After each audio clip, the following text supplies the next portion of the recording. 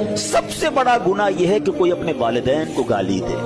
आज ऐसा हो रहा है, माँ बहन की गालियां देते हैं, शौक से देते हैं, फिर दूसरे तुम्हारी माँ बहन को गालियां दे रहे हैं। एहसास ही नहीं है कि मेरी इन हरकतों की वजह से मेरी माँ को गाली पड़ रही है, मेरे वालिद को गाली पड़ रही है। और ऐसा भी होता होगा कि माँ कब्र में होगी और तुम्हारे दोस्त तुम्हारी माँ को गाली दे रहे तुम्हारी वजह से।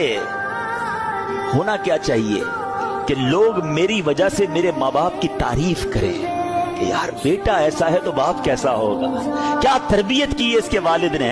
मैं काम ऐसे करूं दुनिया में कि लोग मेरे मरे हुए माँ बाप की तारीफ करें, लोग कहें कि यार क्या वालिद था जिसने ऐसा बेटा बनाया, कैसी माँ थी जिसने ऐसे बेटे को तरबियत की। लोग कहते हैं यार माँ बाप ने तरबियत कैसी की इसकी तरफ, ऐसा बदमाश, ऐसा बदतमीज, ऐसा झगड़ालू, इतना तकलीफ पहुंचाने वाला वो बच्चा। सोचे सबसे बड़ा गुनाह यह है कि कोई अपने वालिदैन को गाली दे।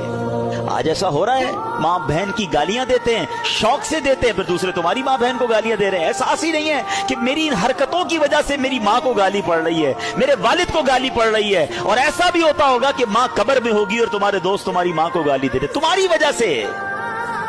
होना क्या चाहिए कि लोग मेरी वजह से मेरे माँ बाप की तारीफ करें कि यार बेटा ऐसा है तो बाप कैसा होगा, क्या तरबियत की है इसके वालिद ने।